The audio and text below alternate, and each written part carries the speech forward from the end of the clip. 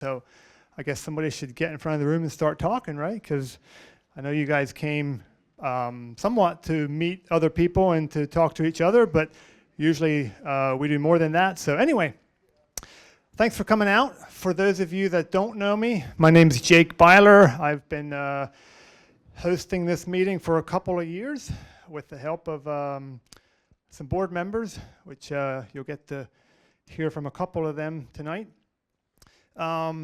If you are not familiar with the facilities here, which I'm sure most of you probably are, but closest restrooms are down this hallway to your right, some more out in the main hallway up at the far corner.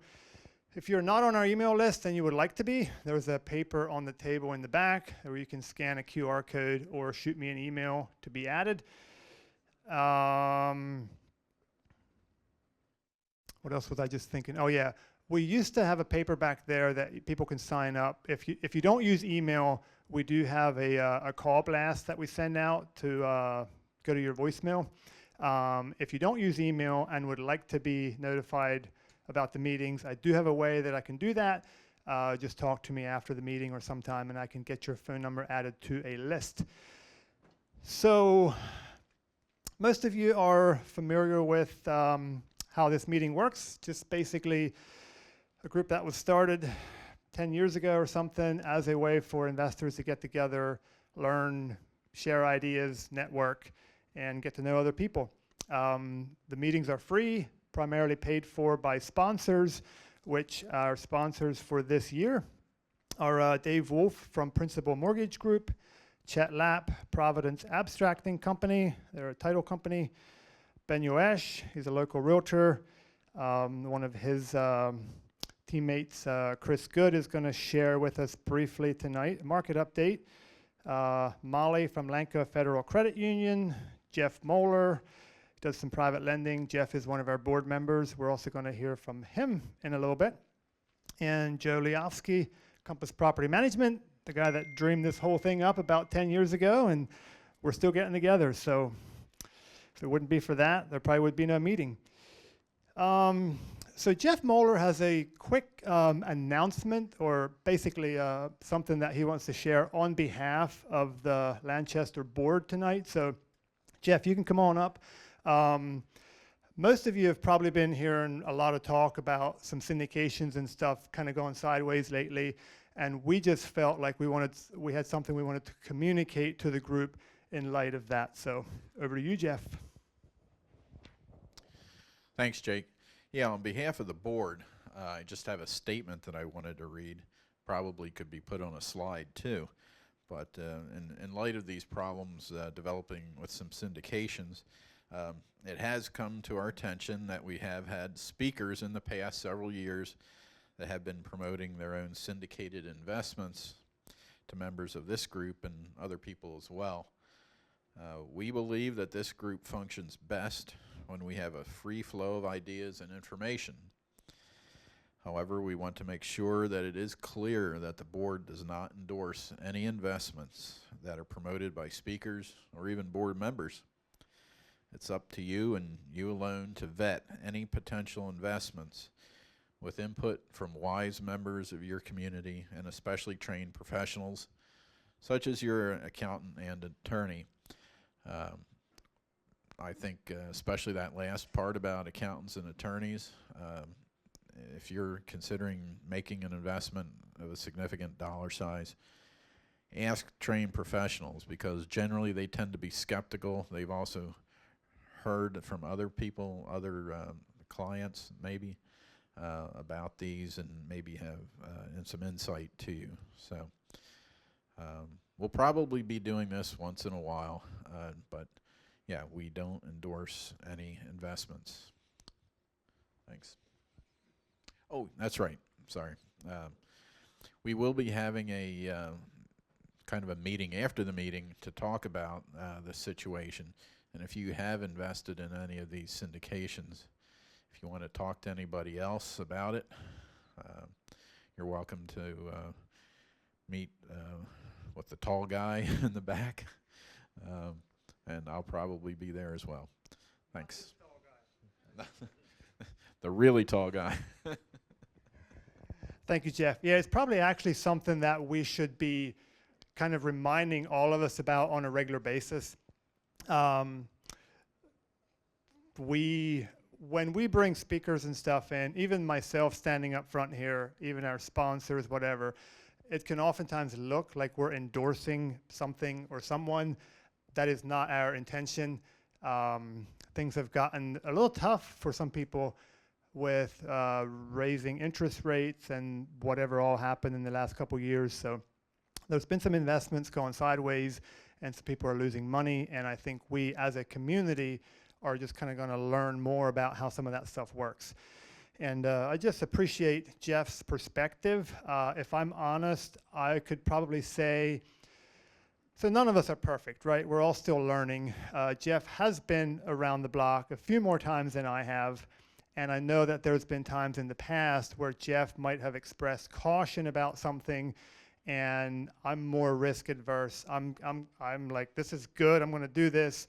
And I might have been better off listening to a little bit more of that advice from Jeff and others in the past. So you heard it, do your own due diligence. We're not here to promote anything or anyone. We're here to share ideas and hopefully promote sound investing principles and ideas. Chris Good. Chris, you can come on up. We like to kind of have Chris or Benyo or someone share little snippets of market updates and or news. So Chris is going to share with us briefly on some Lancaster County real estate. Thanks, Jake. Good evening, everybody. So real quick, I don't have a pointer with me right now, but I took a snapshot of the second quarter of this year and compared it to the second quarter of last year. Most of you know I enjoy numbers, so if any of you are getting tired of this, let me know and we'll try to change it up a little bit for you. So average sales price compared it to 24 and second quarter of 23, it jumped up about, what is that, 50,000, 45,000.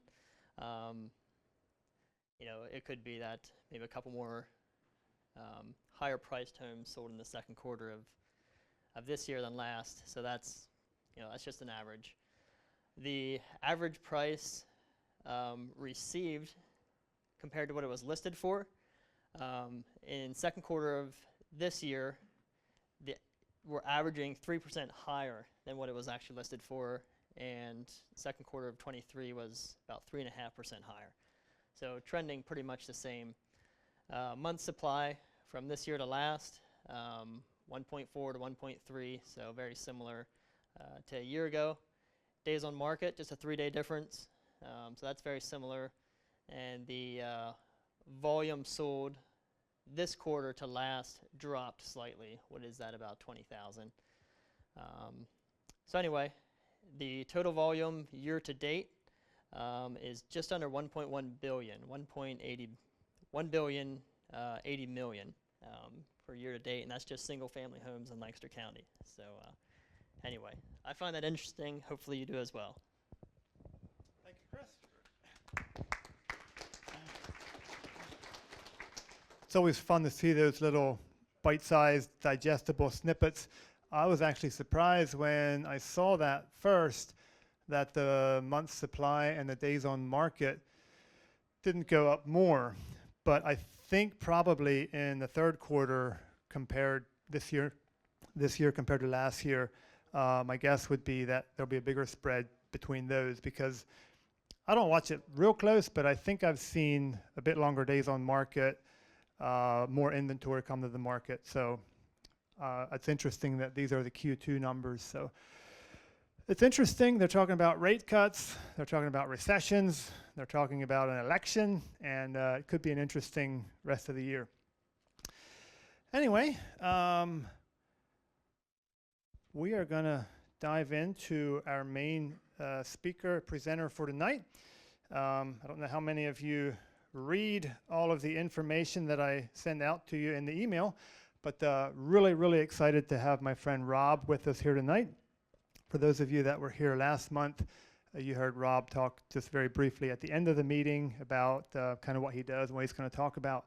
I'm going to read just a little bit of what I had put out in the email.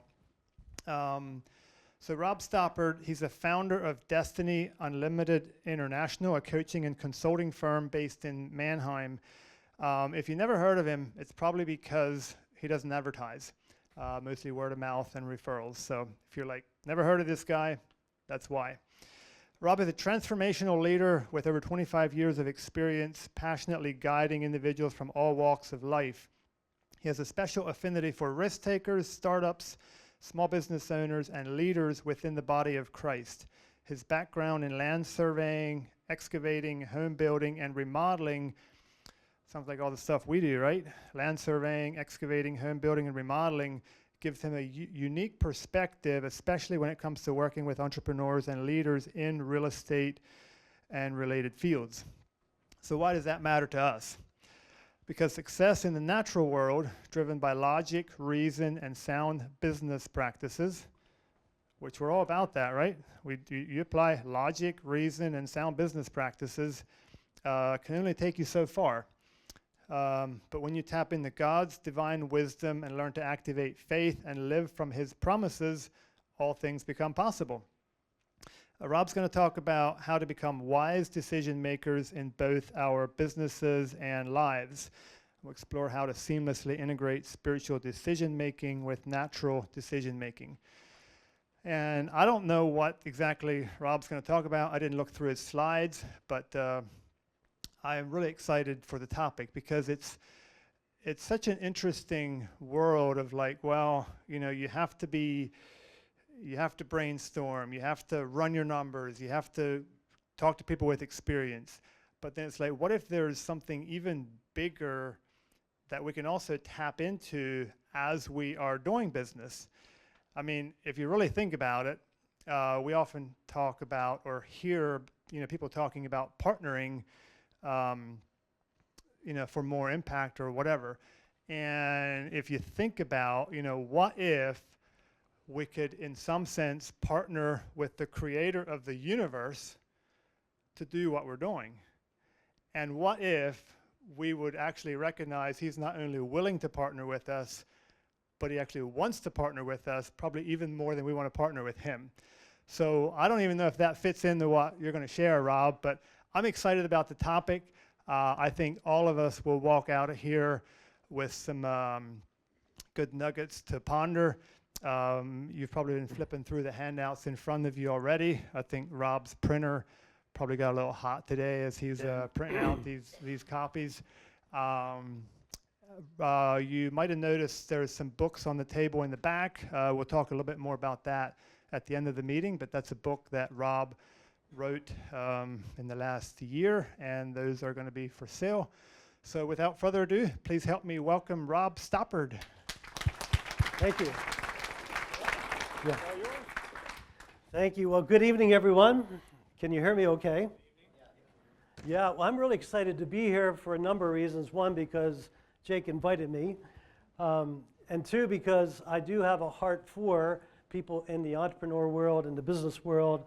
I actually lead an entrepreneur group once a month up at Life Center in Harrisburg. I do coaching for them, group coaching, and so it's really my heartbeat is with the entrepreneurs in the marketplace. And you know, I've learned a lot of what not to do, and I've learned a lot what to do, and I want to be able to share with you what to do so you can avoid the pitfalls that I walked through in my career in the construction world, but my new career in helping people figure out who they are, what they're designed to do, and how to get there.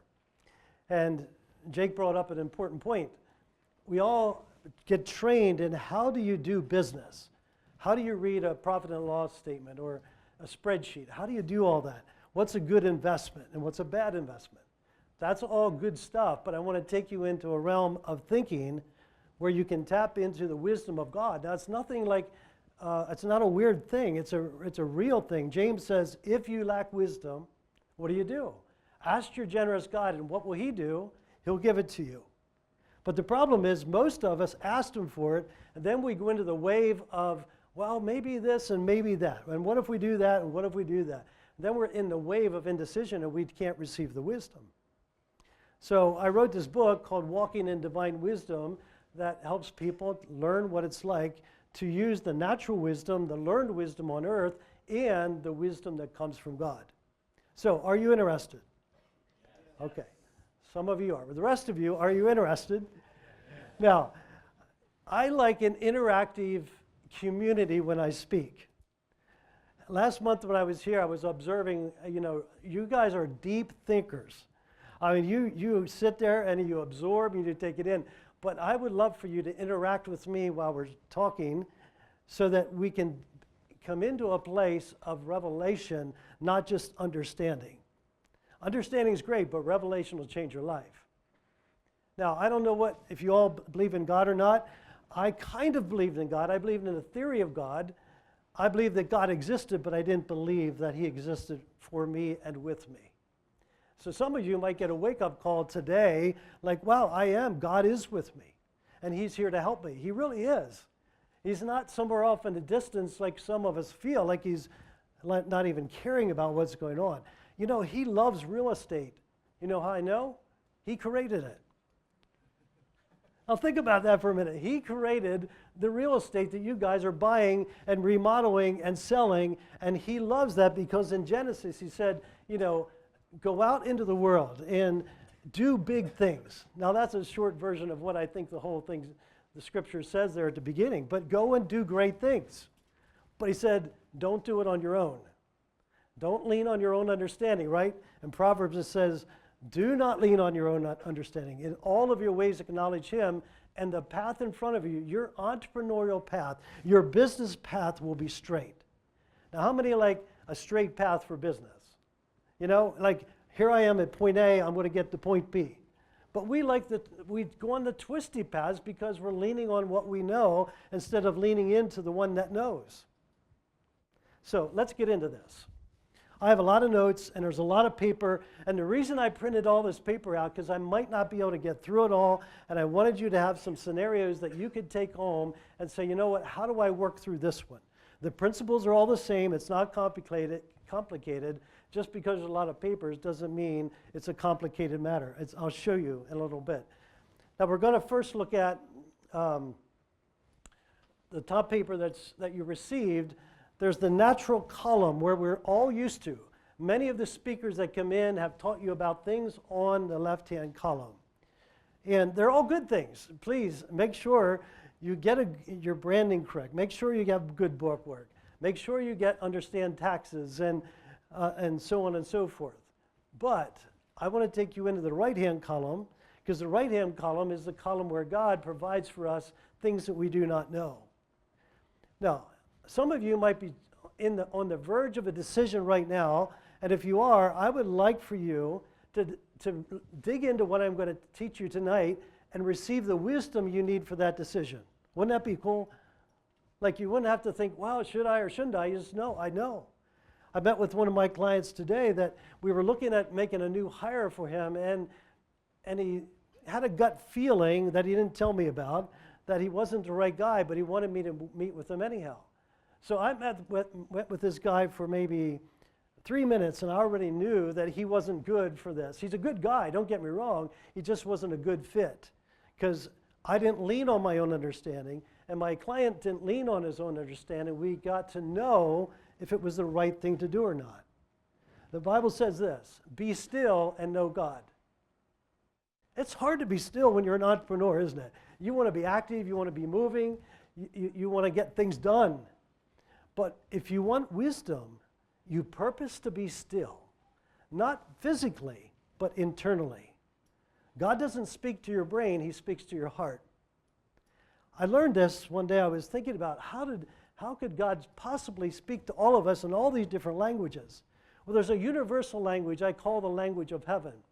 Now, if we had Chinese and Spanish and Germans and others in this room all at once, God could speak to all of us in the same way because he speaks the language of heaven. And he did this with Adam and Eve in the garden. Now think about it. There was no Hebrew, there was no Greek, there was no English, there was no other languages on the earth. There was no known language on the earth, correct? Well, how did it converse? Well, because there's another language, and that's the language of the heart. Like if you went to Spain and you didn't know Spanish, you wouldn't know what's going on, right? Well, I'm inviting you into the realm of kingdom of heaven thinking where there's a language that is not understood first by the brain, but understood by your heart, and then translated into your English language or German or Spanish or Chinese, because God's able to speak to all people everywhere all the time. Now, is this going over your head a little bit too much, or are you okay? I don't want to lose you. I want you to stick with me because what I'm speaking to you is actually true. And I've learned this through many, many years of working with people. Matter of fact, over 25 years. And I say, God, people want to know you. People want wisdom. How do they get it? And then, well, son, it's not that hard. What do you mean it's not that hard? Every time I talk to you, I don't hear you. Well, he said, you're trying to listen with your ears. Oh, okay. Well, then how do I listen? Well, you listen with your heart. Well, what does that sound like? I mean, there's no noise. But you all have had gut feelings, right? And sometimes you just knew that you could pull the trigger on a deal and it was the right deal.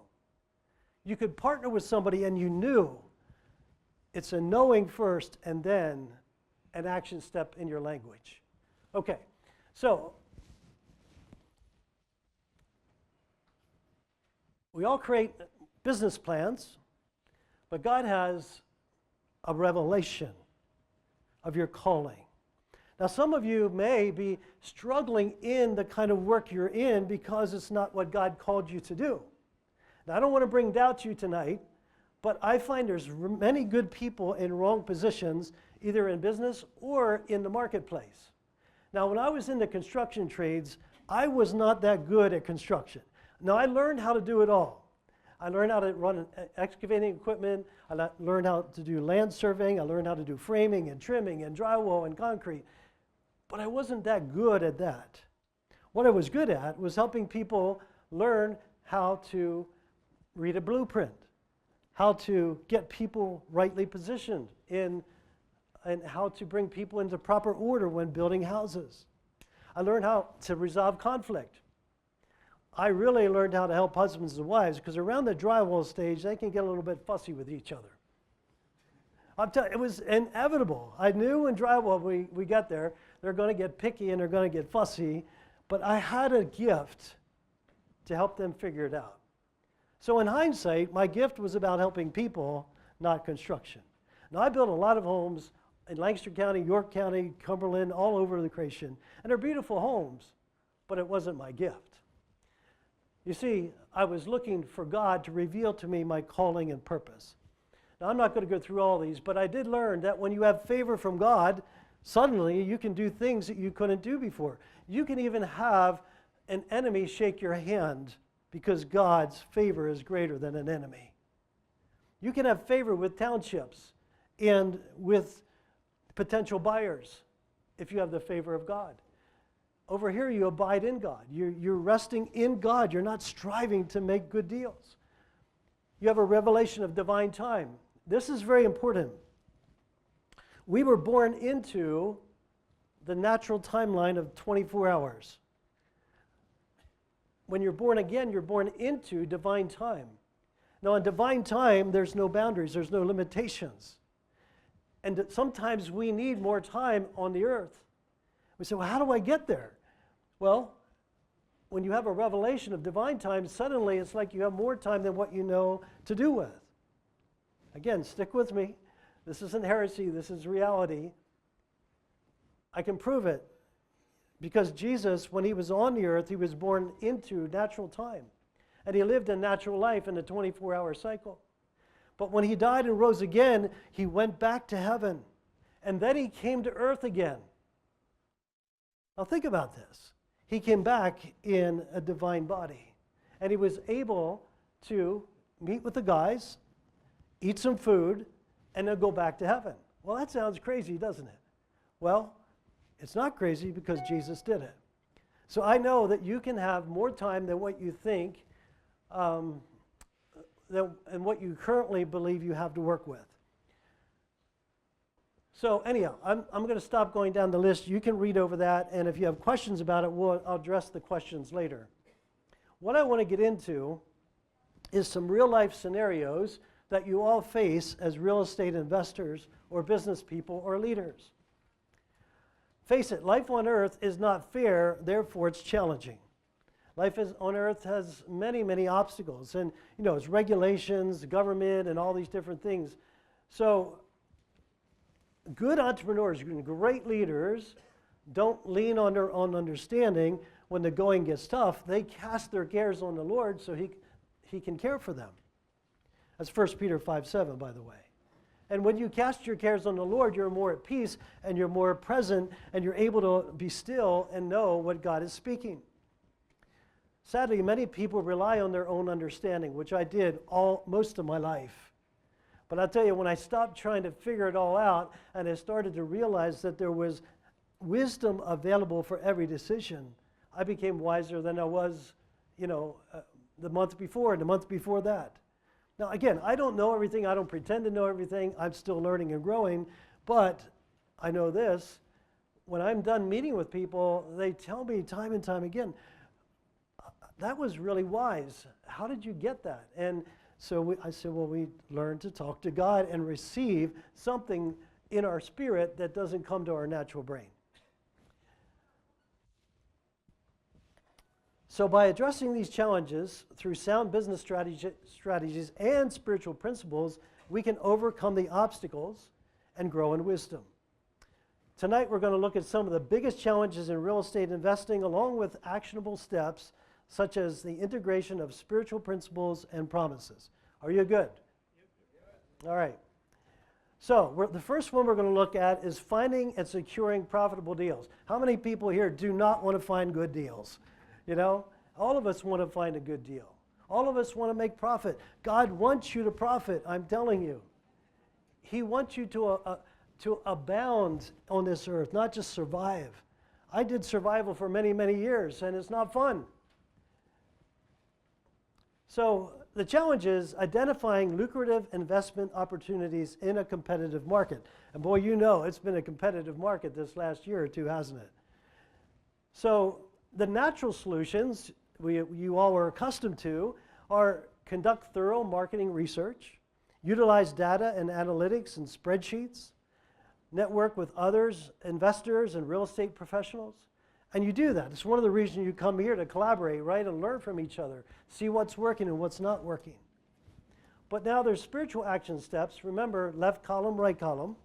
So one of the action steps that I will suggest here is revelation of your calling and purpose. So why are you here? Why are you on the earth? Are you here to buy real estate, set up a portfolio, or are you here for a greater purpose and you're missing it? You see, God has a means to an end, and sometimes the means is through investing. But there's something He wants you to do with your increase. There's some problem on the earth He wants you to solve or help to solve. The guy I met with today, he said, I finally realized he's made some really good money in selling vehicles and real estate investment. And he said, I wasn't sure what the purpose was. And he has a great family and great kids and a nice farm and a farmette. And he said, I was on vacation last week and I realized I saw homeless people everywhere. He said, I'm finding my purpose to generate cash so I can help build houses for homeless people. Somehow, there's something greater in all of you than just making money. Do you all know your purpose? Do you all know your cause, your reason for making money? I hope it's not just to get rich. I mean, if you become wealthy, that's great, but wealthy for a purpose. It must be something greater than you, something more expansive than you, or I tell you, you're going to hold yourself back because it's not honoring to God and beneficial to other people. Jeremiah 29:11 says, "For I know the plans I have for you, says the Lord. They are plans for good and not for disaster, to give you a future and a hope."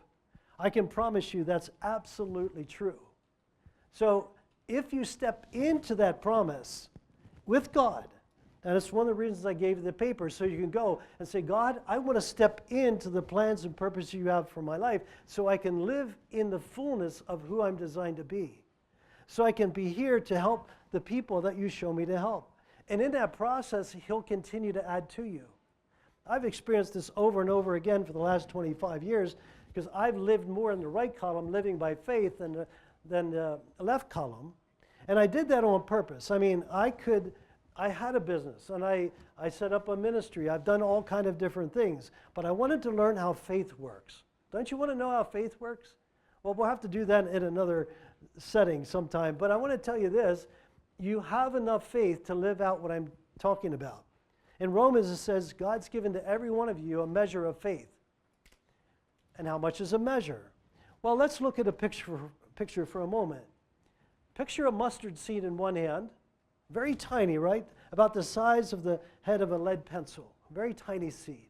Now picture in the other hand a cup, a measuring cup, that's filled with those little mustard seeds. That's a lot of faith. All you need is one mustard seed to cash in to move a mountain. Now, some of you have mountains right now in your businesses. You're saying, well, how do I get over this? How do I get it out of the way? And sometimes the mountains are just the way you think. But I want to tell you, don't ever think you don't have enough faith, because I can promise you, you have more than enough faith than you'll ever need to live out the plans of God for your life. Is that good news or what? So repeat after me. I have enough faith to live out my destiny with God to bless other people. That's a pretty good deal. All right, Jake, I'm done. Let's go home. But I'm telling you, it doesn't take much to step into the realm of God's wisdom, counsel, and insight. Another spiritual solution for finding and securing profitable deals. There's creative ideas and visions and impressions that God wants to give to you. I remember years ago, a pastor friend, he got a vision of the front of a house that had a little peaked roof over the front door. And he said, well, that's an odd picture. Won't you show me more, God? But God didn't show him more than that. But one day he was driving through Reamstown, and sure enough, there was that little peaked roof over the house. That house was for sale. And he went in to inquire about it, but here it was already sold. And he went back and said, God, I thought you said that was my house. And sure enough, the sale fell through.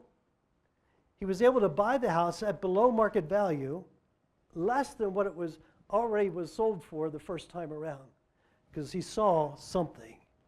Don't ever discount something that you see, an impression you get, something that's outside of your normal way of thinking. Because sometimes God shows us things that points us in a direction. Does this make sense? Does any of you have that kind of experience? If you have, share those things with each other. You know, when I was talking to God about this next property, and he showed me this and that, I'll tell you, it'll stir up your faith that you already have so you can participate in the creative nature of God. In Exodus, the Lord has filled Bezalel with the Spirit of God, giving him great wisdom, ability, and expertise in all kinds of crafts. You see, even in the beginning, in the book of Exodus, God was filling people with his presence and his ability to do things that were way beyond what they're used to. Do you want to be filled with God's power and anointing and authority to carry out the works that God's given you to do in your business? I hope so.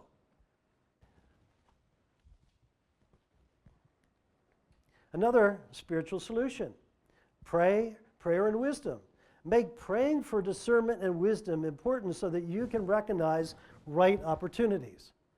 Now, here's an important step. Some of us pray, some of us don't. I get that. But I'll tell you, the morning prayer is not where it happens. Now, I'm not saying don't have a devotion, don't have a morning prayer. I'm just saying if you want to grow in discernment and grow in wisdom, you talk to God about specific things when they're happening. And you'll start to know what to do and what not to do. I like to say, God, here's what I see. What do you see? God, here's what I have. What do you have? When you're in that communication, you're not just, oh, God, will you please help me? You're in a place of relationship where all things become possible. Now, I know we get busy. We got phone calls to make, emails to respond to, people to visit with, but I'm telling you, pause throughout the day and talk to God about where you're going and what you're going to do. And let him know that you're very interested in what he sees, what he has, and what he wants to do. And sure enough, it may not come to you right in that moment, but it will come to you. You know why? Because you asked for it. Now, he's not going to tell you what to do, but he wants to reveal to you the direction to go, because he wants you to keep exercising faith. Because if he tells you what to do, then you're going to treat him like he's a slot machine or something, just getting answers from or getting provision from. Faith always requires risk. And so God shows us enough to take one more step and one more step till we get to that place of provision. So as mentioned earlier, James 1:5, if you need wisdom, ask your generous God, and he'll gladly give it to you. But don't keep second guessing. Don't go into the wave of indecision. Should I or shouldn't I? So calls for action in this particular topic is pray for guidance. Already explained that. Seek divine insights. Already explained that. Align with purpose. When you're aligned with purpose, you're aligned with God. Does that all make sense? Okay, before I go further, what questions do you have running through your mind? And if you need to rebuke me, do that in private. So we'll save that for later. But, yes, sir. Going back to the earlier comment that you made about finding favor, I would appreciate if you could expound on your comment where you can find favor in the eyes of difficult township officials if you live in the favor of God. Well, that's what I remember. I started out at the beginning saying, you know, life on earth isn't fair. And we have these people that elevate themselves and create all kind of rules and regulations that don't make any sense to the common mind. I mean, even logic and reason goes out. I had inspectors to deal with when I was building houses. I thought, where did you go to school? You know, and why would you say that? That doesn't even make sense. Okay, now there's a greater authority, and the greater authority is God himself. And when you have favor from God, you can go before kings and queens and princes and speak wisdom to them that they don't know what to do with. So the favor from God is superior to the dictates of man. Now, we need to obey laws. I'm not saying become a rebel and don't obey laws. We need to do that. That's the right thing to do. However, when the township official or whoever says, you know, you're not doing that right, and you need to do it this way, you take that before God, say, God, you know what he just told me? I'd like to know what you think about that so I can have your divine wisdom so that when I have a conversation with them, again, I will know what to speak and you will redirect our path. See, the path will get redirected when you have the favor of God. It'll look different than when you first heard about what the dictate was to do. Now, some people, and I got to be careful with some of the things I say, but some people walk in a realm of deception. And they think they're absolutely right, but they're deceived. And I don't know what you all believe here, but I would tell you this, that we have an enemy that come to steal, kill, and destroy. And the enemy likes to interfere with us. But I want to tell you, when you say, you know what, God, I don't like this guy, but you told me to bless those who spitefully use me. Count it all joy in a time of suffering, and I'm suffering a little bit right now, and this situation here I don't like, but I want to see what it's like for your divine favor, your divine wisdom to manifest in something that doesn't make sense to me. Okay, am I getting there? Thank you. Okay. Sometimes I give a 10-minute answer for 3 seconds. Okay. All right. You want to increase, you want to do well, but doing it on your own is kind of hard. Anybody else have a question before we go further? Come on, don't be bashful. Let's get into this together. And I'm like an auctioneer, so if you wiggle your ear or something, I'll call on you. All right. You can interrupt me anytime. Okay, managing cash flow and financing. Another thing that all entrepreneurs go through is here comes a cash shortage, right? Or where am I getting the money to finance this home or whatever? The challenge is maintaining healthy cash flow and securing financing. That can be daunting, especially during economic fluctuations. Now, is anybody here that's just independently wealthy and you don't need more cash? We all need more cash because there's more deals to do, right? But I want to tell you, if you're going to rely on your checkbook to live out your destiny with God, you'll never have enough. You need the revelation of divine provision. So in the natural, you develop detailed profit and loss statements, you create budgets and do financial projections, good stuff, right? Things you need to do.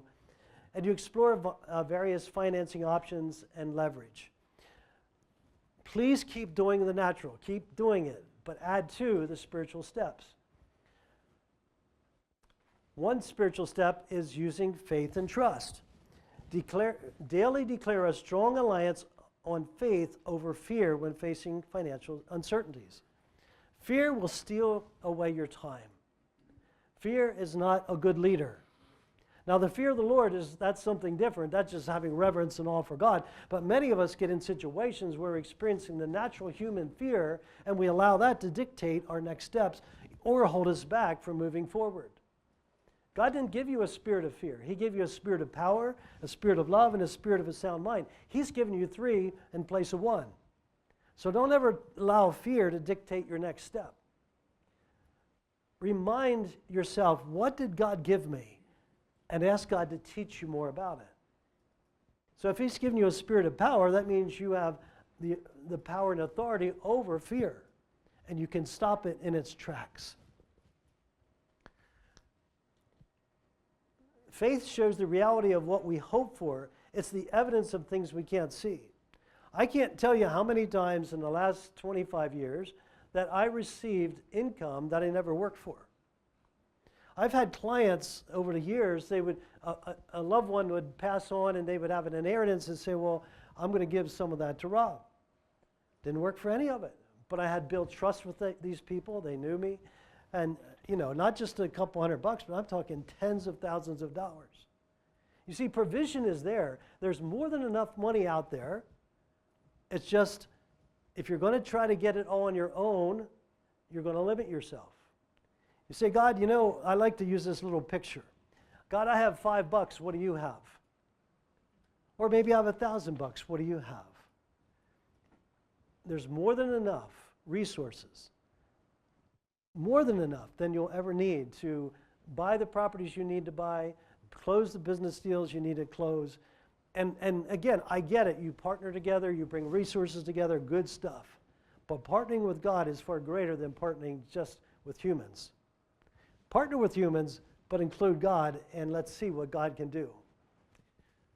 Faith, the substance of something you're hoping for, the evidence of something you haven't seen. Now I want you to pause for a moment and think about what is one need you currently have in your life or in your business, and then say, you know, God, I've had this need for however long it is. I don't know why it's not met yet. Maybe I haven't learned to exercise faith or activate faith to step into the provision for that need. Maybe it's payroll. Maybe it's buying a new piece of equipment. Maybe it's buying another property. I don't know. But whatever it is, present it to God. And say, God, where's the provision for this? Maybe it's going to come through another human, through a business partner, family member.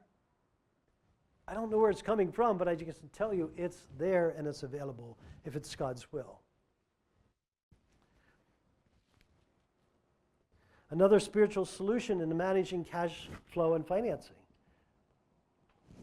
Provision and divine order.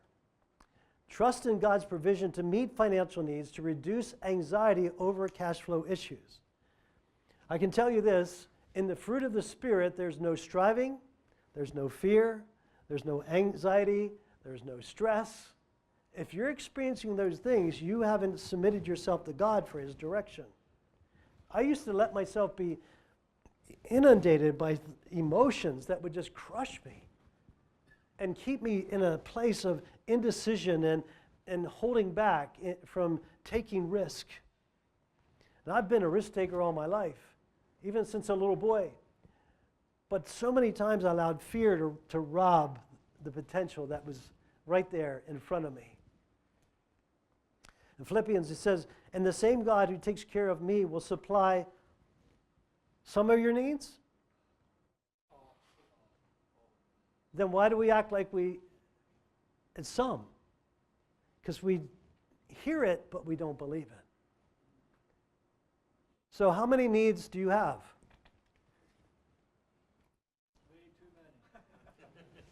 Okay. Do you want those needs met?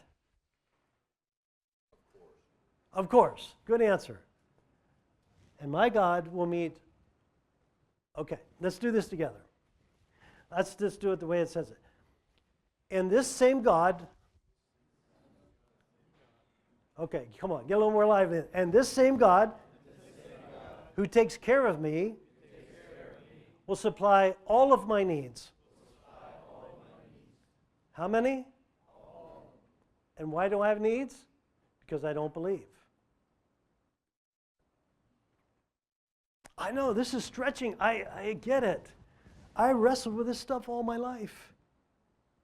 But my God, who can do exceedingly abundantly more than I can ask or think, wants to meet your needs. Now, what is a need? A need is something that takes you to the next place in your family, in your personal growth, your spiritual growth, in your business. A need is not something of the flesh. Now, you say, well, I'd love to have a new boat. Well, is that a need or not? Well, it depends. If you're going to use your boat to take care of your clients, maybe then you need a boat. Then why wouldn't God supply that need? So you want to think about what is a need and what is a want. And one more thing, which I'm getting ahead of myself, but who cares? You wouldn't know the difference because you didn't see my notes. But you all have desires, right? You all have desires here, like things you want to experience. What's the Bible say about desires? Delight yourself in the Lord and He will do what? Give you the desires of your heart. Now, there is desires of the flesh. He's not interested in meeting those. Like selfishness or pride or ego, He's not going to meet those because they're not what He's talking about. But when you have desires in your heart, God says, I'm interested. And what do you have to do? Just say, God, you're great, you're mighty, you're awesome. Thank you for giving me this desire because it's a good desire. You know what a good desire is? It honors God and it blesses other people. And you get to benefit from it. A true desire honors God, blesses other people, and you get to benefit from it. It's not all about you. If it's all about you, I can promise you it's a desire of your flesh.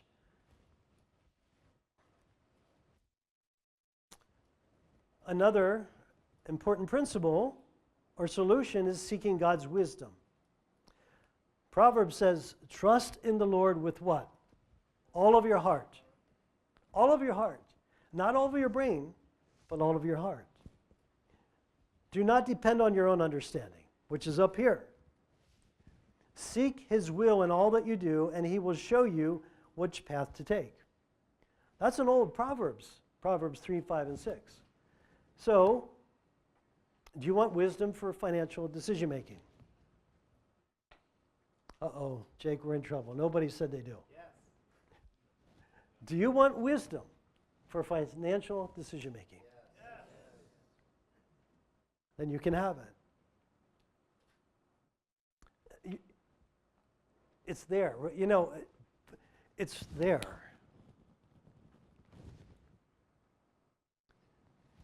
Don't lean on your own understanding. Say, God, I don't have. That's a statement disqualifying you from the provision. You say, God, I don't see it yet. That's different than saying, you know what, God, I don't have, because that's a statement of unbelief. If God promised to meet all of your needs, that means you have everything you need. It just needs to manifest in your life. Now here's what I'd like to have an x-ray to look into all of your brains to see what you're thinking. Because some of you are arguing with what I'm saying. Some of you are saying, well, I don't believe that's true. And that's normal. But I'm going to promise you it is true. And I see this in my clients' lives in many, many different industries. I see it in my own life. Why would God withhold anything from you that you really need to live out your destiny? Why would he do that? He wouldn't, because he's a generous, loving God. So what's the action steps for this particular topic? Trusting in God's provision, not your own. Praying for financial wisdom. And implementing faith-based budgeting. Now what I mean by that is you set up your yearly budget or your monthly budget on paper, all your expenses and overhead and projections for income and so on. And then say, God, here's what I see, but what do you see? Now, a faith budget will always be larger than your natural budget. A faith budget will stretch you. It'll take you outside of your comfort zone. It might push you into buying another property that you didn't even have on the radar. It may push you to downsizing. I'm going through that with a builder right now that we're slowly, it's like Gideon's army. It's just getting smaller and smaller and smaller. It's okay, where are we going with this? Well, we're building a strong foundation for expansion. So his staff is declining in numbers to prepare for the increase that's to come. And then as the increase comes, he's going to get new players on the team to help him reach the goals that God's given him. And he's going to increase. He's going to at least go a third or maybe half in revenue going into 25. I'm convinced. I think, well, how could that be? How could you think that way? Well, because he received wisdom, I received wisdom, and it matches up. You see, when you receive wisdom from God, there's always a confirmation from somebody, even through your spouse or maybe another business person. But you'll start to notice that, oh, I heard that there and I heard it here. God will always give you confirmations about things he's revealing to you. All right. What time is it? 7:58. Oh, good. We have plenty of time. Are you doing all right? You want to take a break? If you need to stretch your legs, go for it. But one thing, don't all of you walk out at once. That could really frustrate me. So, the next challenge is navigating market volatility and economic uncertainty. The challenge, real estate markets can be unpredictable with economic downturns affecting property values and investment returns. You are experiencing that now, correct? So the natural solution, stay informed. And that's one of the reasons you all meet here, to stay informed. Diversify your investment portfolio. Just look at other things that you're not doing. Other kind of investment properties. Implement risk management strategies. How many of you have done a risk analysis to know how risk averse you are or how cautious you are? Have you done that or not? Is that something you've done? Have you done that as a teaching at all here or not? We have not done that here. Okay. Well, for me, I'm pretty risky. It sounds like Jake's pretty risky. So some people are so cautious. I'm worried. I met a guy a few weeks ago. I thought, how's he ever going to make it in life? I mean, like everything is like, well, I don't know, and I need more information. And, a week later, we still don't have enough information. You know what I mean? And I don't mean that in a degrading way. It's just like, oh my word. It's just, he so can't handle risk.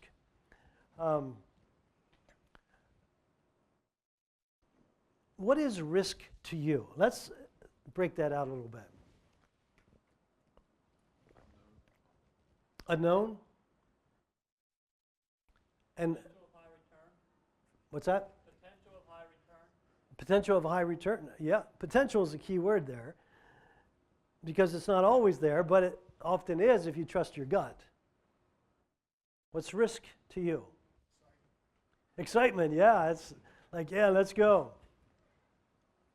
You know, my vision statement for my life and for helping people is every person, everywhere on an adventure with God. Now, doesn't that sound like something like exciting? Like every person, everywhere on an adventure of God. That's why I live. That's why I do what I do. It's pretty risky, though, because you don't know when you're going to come up against a Red Sea. You don't know when you're going to come up against somebody that you had a deal with and they betrayed you. You don't know what's going to happen next, do you?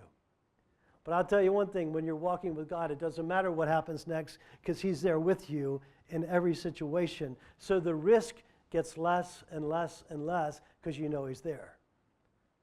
He'll never leave you, never forsake you. Promise you that. Any other definitions or insights about risk?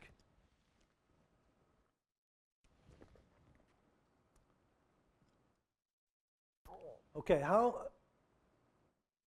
wouldn't you like to do your business with God? Like, God, let's go on this journey together. Let's do this together. Well, I'm going to tell you something. He might take you to places you wouldn't even think you could possibly get to. That's pretty risky. Now, if you want to play it safe, don't involve God.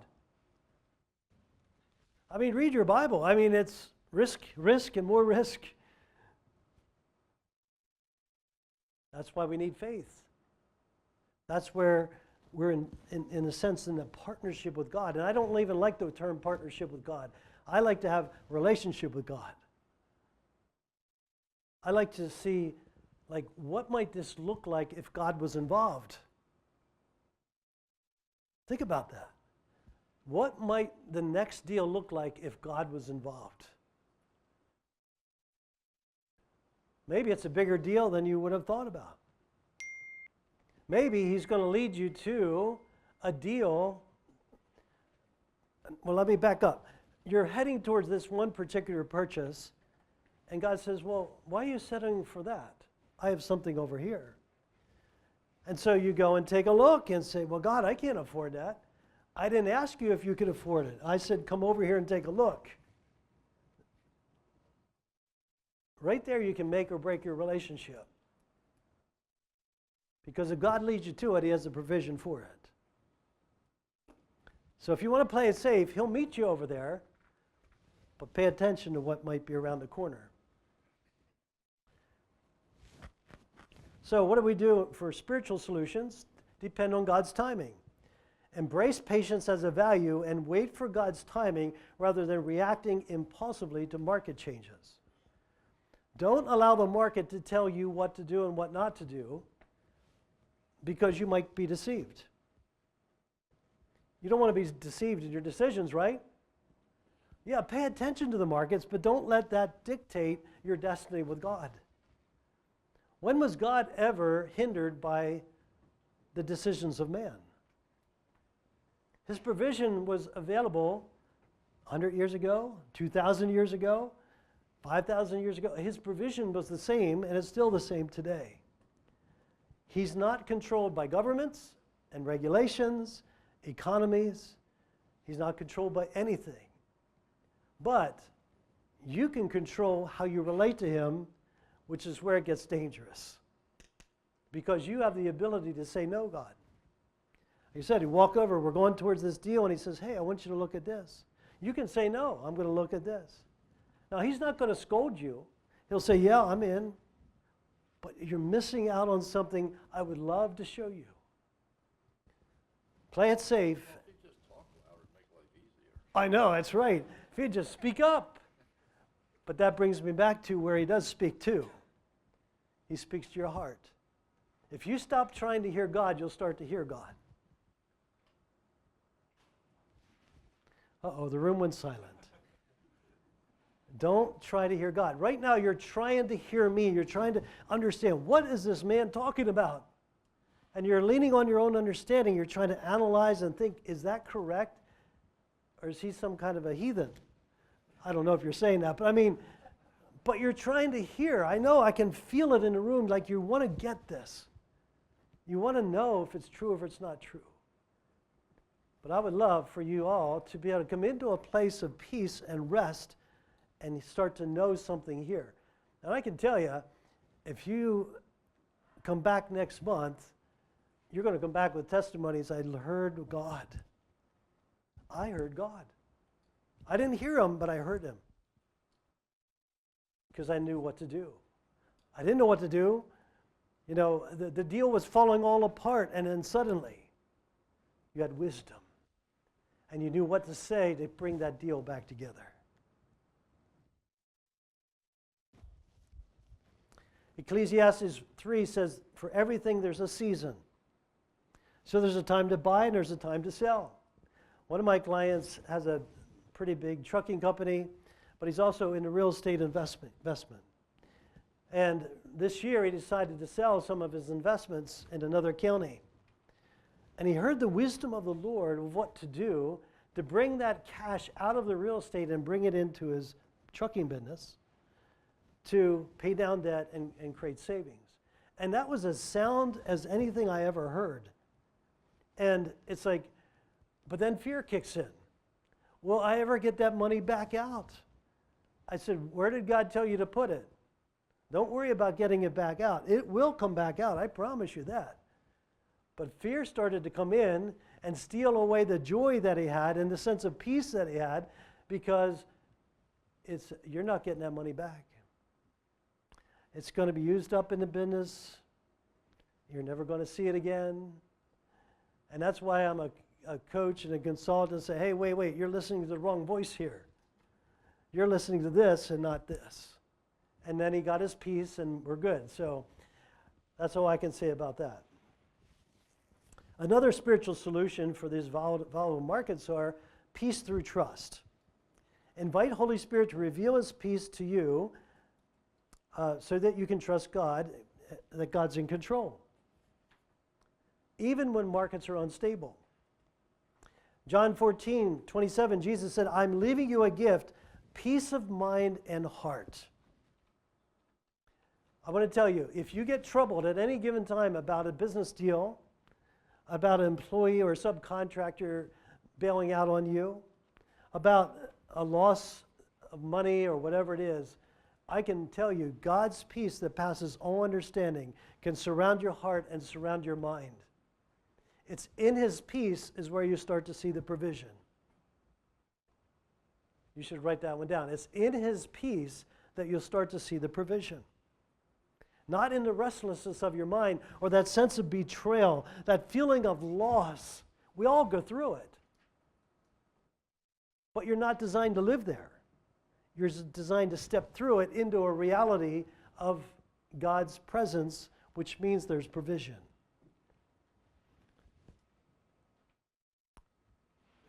Can I say that one more time? In God's presence, there's always provision. So if if provision isn't there, perhaps that's a sign that you've stepped out of relationship. You've stepped out of presence. You've stepped out of connection. All your needs are already met, and the provision gets manifest as you need it, as you go. I said to God one day, I say a lot of silly things to him, but I said, God, why don't you just give me the cash and just have the money in the bank, and then when I need it, I don't have to keep asking you for it. He said, well, then you wouldn't exercise faith. And he said, and if I manifest it on the earth ahead of time, the enemy is going to try to steal it from you. So would you rather have a mustard seed or the cash? Well, I said I'd like the cash and the mustard seed. But I want to tell you, I'd rather walk around with a pocket full of mustard seeds than a couple million in the bank that I'm afraid of losing. Now, there's nothing wrong with having a few million in the bank. I'm not saying that. But if I'm fearful of losing it, I don't have relationship. Does that make sense? Yeah. If you're fearful of losing, you're listening to lies. He trusts you. He really trusts you. Can you meet? God trusts you. He's given you gifts and talents and abilities and vision because he trusts you. And all he's saying, will you trust me? Will you let me show you who I am and what I'm able to do? I'm leaving you with a gift, peace of mind and heart. That's far greater than money any day of the week. However, I know you all need money to do deals. But I want to tell you, you all need faith to do deals. And when you have faith, all things become possible with God. Another spiritual solution, seek divine guidance. Regularly seek God's direction and wisdom in making strategic decisions, especially during uncertain times. We can make our plans, but the Lord determines our steps. Proverbs 16:9. We can make our plans. God loves when we make plans. And say, well, I don't know what he wants me to do. Well, you do know something to do, but he makes you able to do the plans that you make. Isn't that a pretty good deal? So stop saying, I don't know what to do. And if you don't know what to do, just say, God, I don't know what to do. Will you show me? And then I know you'll give me the ability to walk that plan out. Well, should I partner with this guy or not? I don't know. Well, what do you think? Are you partnering with him, God? Well, no, he's a little sketchy. I'll go over here and show you somebody else. How about Ben here? He's not quite as sketchy, you know. I'm being a little silly, but sometimes we make God so impossible to get to. He's not impossible to get to. Matter of fact, he came to you. He came to me. He came to us. He's here right now. Whew. Can you imagine the God, the creator of the heaven and earth, took time out to visit with us here tonight?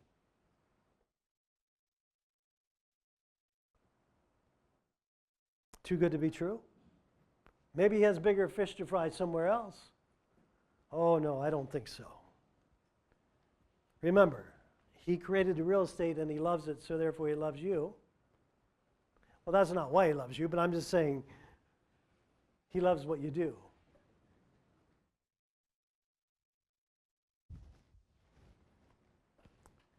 Oh boy, this is a tough one. But not really. How about exercising the action step of embracing patience?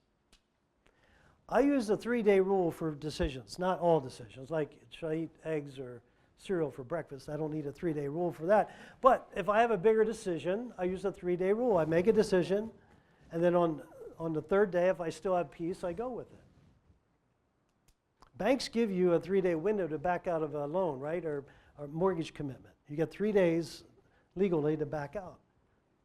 So I thought, well, that's a pretty good principle. I'll just use that for my faith walk. So instead of wavering, well, should I or shouldn't I say, okay, God, here's what I see. I have at least a measure of peace, so I'm going to step towards it, but I'm not going to call the person or do the deal for 3 days. And if you have something to say, something to reveal to me, I know you can do it in 3 days. Actually, you could do it in 3 minutes. So you practice the 3-day rule. Unless you know that you know, then go for it. Sometimes you don't need 3 days. Sometimes you just know that you know, and you move ahead with hiring that person or getting a new subcontractor or buying the property. And besides, if you want to know wisdom, you learn to be still. The Bible says, be still and know God. Now think about that. If we stop short right there, be still and know God, which means be still and know. Be still and know God, so God knows, so therefore you can know. Again, if you don't know what to do, be still. Sit down for a moment. Relax for a little bit. Or even take a walk. I'm better at being still when I'm walking. Well, that sounds crazy. Well, what do you mean? You're not being still. I'm talking about an internal posture of being still, not an external one. But I'm out here striving and all that, then it's hard to be still in here. But there's something about walking around in God's creation that actually stills my body as well. How many of you admire God's creation? Yeah, I mean, it's incredible. I mean, even the silliest thing of like a squirrel is pretty amazing of what they can do. The other week I often work in pavilions at parks if it's a nice day, because I just love being outside. And I was sitting there and I looked and there was a squirrel with another squirrel in its mouth, a little baby. came down off this one oak tree, went down across the road and up another oak tree, and took that baby into a hole in the tree. And I looked again, and a little while, there she comes again. I guess it was a mother. Another squirrel, there she goes. I only saw it 3 times, but it might have been more. I don't know, but I was dumbfounded. I said, what? Why would they change houses for? Does anybody know why a squirrel would change the house of their babies? I mean, really, I don't know. I didn't research it. Well, lo and behold, I got to experience something with God that I never experienced before. And that was pretty cool. He created everything you look at that's in nature. And then he said, you create, and so what do? We build houses, we build highways, we build furniture, we build tractors. We get to take out of God's earth everything that's available to us and create with it. That's one of the things I was always puzzled. Jesus said that we could do what he did and greater things. Well, you know what? We're doing greater things by driving vehicles, by using technology, by flying around the world on planes. They're greater things. He never did them. Now, don't get me wrong. He did some amazing, incredible things. Like you think, well, how could anything be greater in raising the dead? Well, there wasn't these things back in his day. So don't overcomplicate some things that Jesus said or God said. Like, take it and say, okay, show me more. Show me what it is. Because I want to do the greater things as well. I'm getting on a lot of rabbit trails, so I hope I'm not losing you, but I'm trying to make a point. When you get the revelation I'm talking about, you'll become a much wiser and calm decision maker. You're never going to fret and worry about provision again. You're always going to know that your needs are met. And I'm trying to paint a picture for you to step into this realm of divine wisdom and counsel from heaven so that you stand out in the real estate world. People say, well, how did you do that? Well, I was having a conversation with God one day, and this is what he revealed to me. That way he gets the glory for the wisdom that you acted on. See, you're meant to be a living testimony of God's great presence and provision. So what's the action steps in navigating market volatility? Activate faith. Pray for stability. And, I did. Embrace patience. Embrace patience, activate faith, pray for stability. Now, what questions before we go further? You're getting all this, and you're ready to activate it all, right? What's your stumbling block? What's keeping you from believing? How do you get there? How do you get there? That's a great question. I know you're not going to like my answer because you want to go out and do something, and I'm saying be still and know God. And then, did you know you have a helper? His name's Holy Spirit. Now, some of you may not believe that the Holy Spirit's active today, but I can promise you he is. He's the only reason that we can live out our salvation if you're saved. So I say, Holy Spirit, I don't know how to do this. I can't even be still. I don't know how to be still. But then he'll give me peace. See, it's not about you doing, it's about you learning to be. And in the being, you'll get to the next step of where you need to go.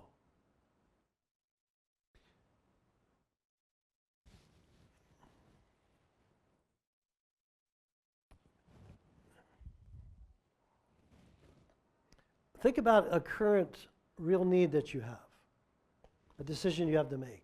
This is for all of you. And you write it down and sit with God and say, God, here's what I'm seeing. I want to live this life that Rob was talking about. I want to be able to activate faith. So here's what I see. Show me what I need to see. Here's what I have. Show me what you have. Here's what I know. Show me what you know. And in all those statements, you're submitting yourself to God. And in that submission, you're able to receive what he has to give. It's not very hard at all. unless you make it hard. Or unless you say, well, that's not true. Or that doesn't work anymore. Some people have this belief that God isn't the same God today as he was 2,000 years ago. But he's the same God. He's the same yesterday, today, and forever. So, how do you activate it? Learn to be still. Present your complaints to God. Cast your cares on him. As you're doing that, you'll get peace. And when you have peace, you'll get wisdom. And when you have wisdom, you're going to need faith to activate the wisdom, because it's probably going to stretch you a little bit. Does that make sense? Now, so am I answering your question, or is it still a little sketchy? Okay. It's very, very simple. I probably just sort of come in and said, here's the 3 steps to getting wisdom and activating faith, and we could have closed up tonight and went home. But I wanted to show you some real life scenarios that you walk through so that you can really consider, like, yeah, this is possible. We can become excellent investors. We can become excellent at purchasing, excellent at selling, excellent in choosing the right subcontractors, excellent in dealing with these government officials that tell us things that we don't like. You know, one time I built a house. I built a lot of houses. But you know, I had trusses built that there was a second floor. And you know, a 2x10 is a pretty big piece of wood. So the bottom of that truss was a 2x10. Well, the electrician drilled a hole, about a 3/4 inch hole through the 2x10. But because it was a truss, the inspector said, shut it down. I said, what are you talking about? That 2x10 is not going to fail because of a 3/4 inch in a 2x10 piece of wood. Yeah, but it's a truss. You made the truss weak. Well, I had to get an engineer, had to prove this guy wrong, which he knew. He knew. It was annoying, but I did it. And I didn't know wisdom back then. I didn't even know God back then. I knew about God, but I didn't know him. But I know what you're talking about. But then I had electrical inspectors that we built a lot of good connections with. And this guy, he got to the point where he didn't even come in the house anymore. He'd drive up, I'd see him coming. We'd chat a little bit. He'd give me the sticker and say, go put it on the electrical box. So then you had that as well.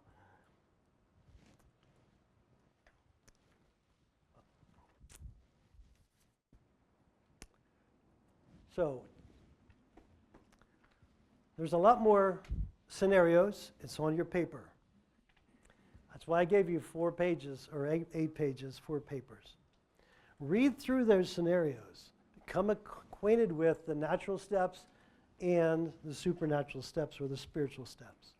Talk to each other about them, and you will grow exponentially. You'll see things that you didn't see. You'll hear things that you didn't hear. Now, I have my book back there, Walking in Divine Wisdom. On Amazon, you can go spend $15, but I'm offering them tonight just by a donation of $10, or if you want to give 20 or 50 or 100, I don't care, that'd be fun. But I want to encourage you to take a look at the book at the very least, and there's some little green armbands back there. If you don't wear them, take them home for your kids or your wife. But I just want to wrap up here with any last minute questions you have, or, yeah. So what's on your mind?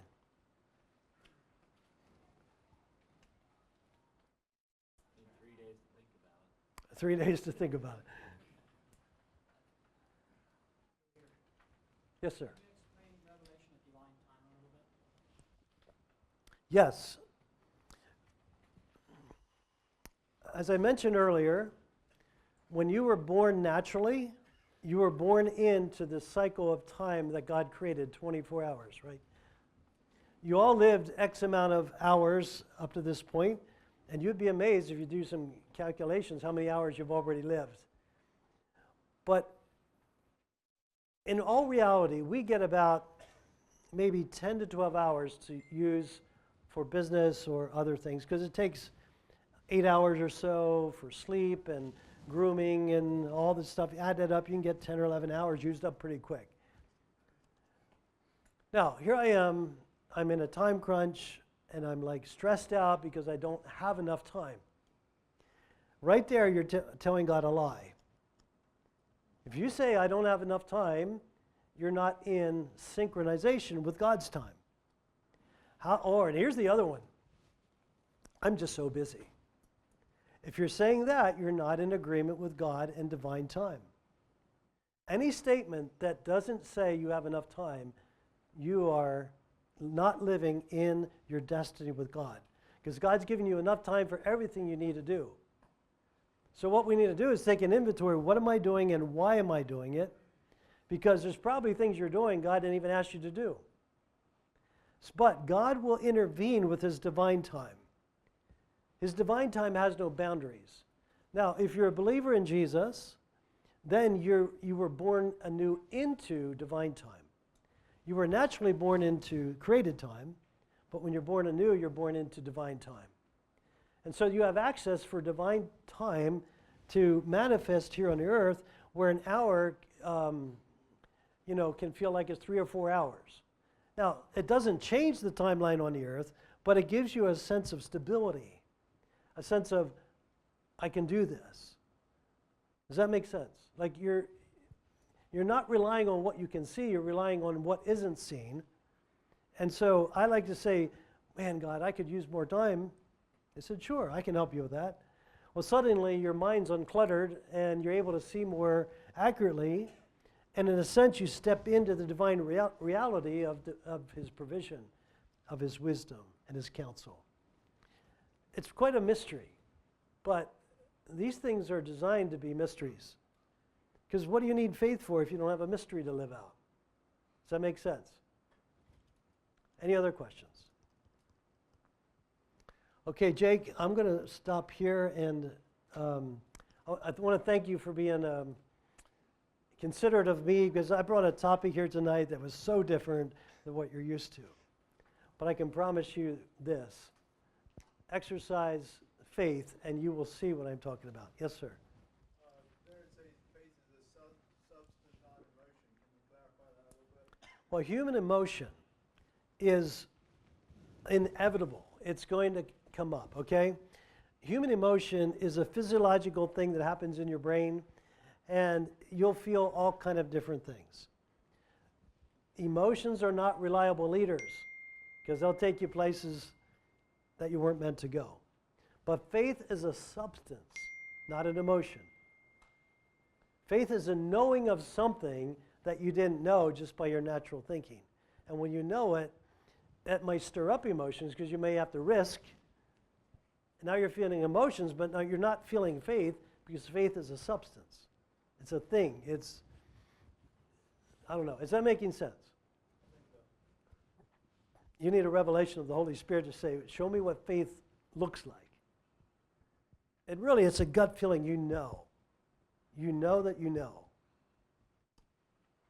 And then you move on it. And then feel your human emotions. But then cast those negative emotions on God so he can care for you. So you can stay in faith and keep believing.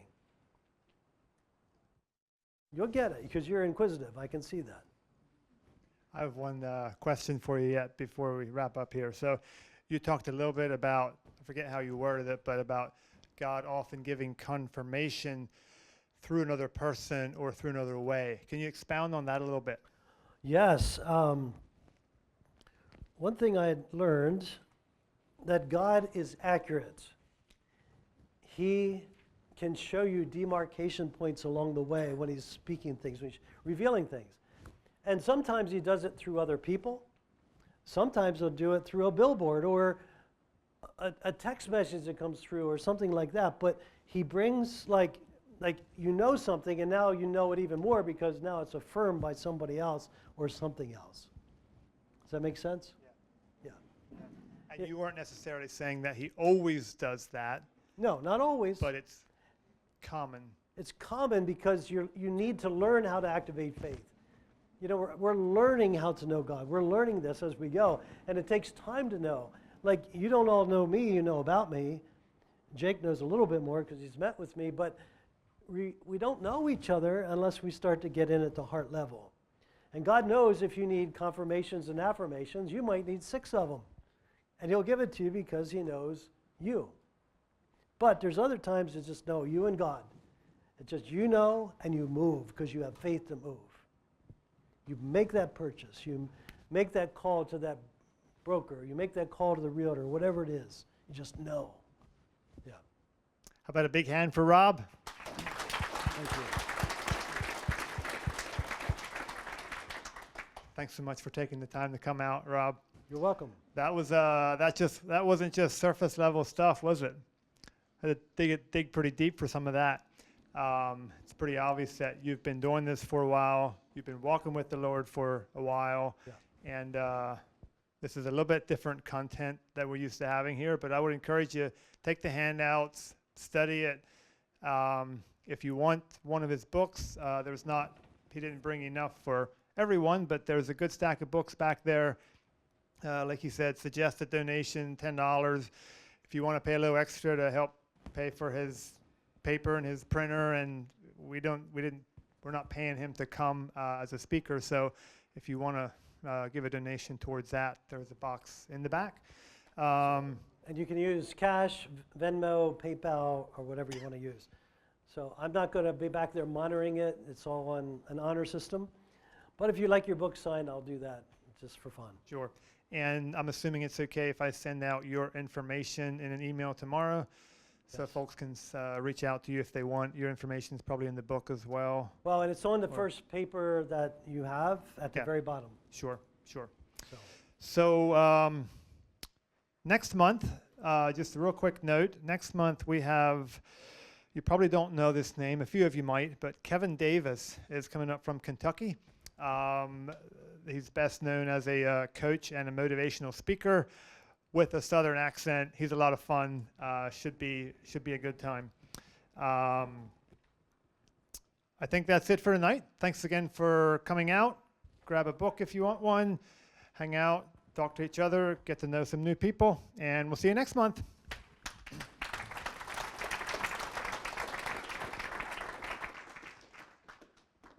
Thanks again, Rob. Yeah, well, Appreciate it. thank you. I'm excited to hear your testimonies. Yeah. Yeah.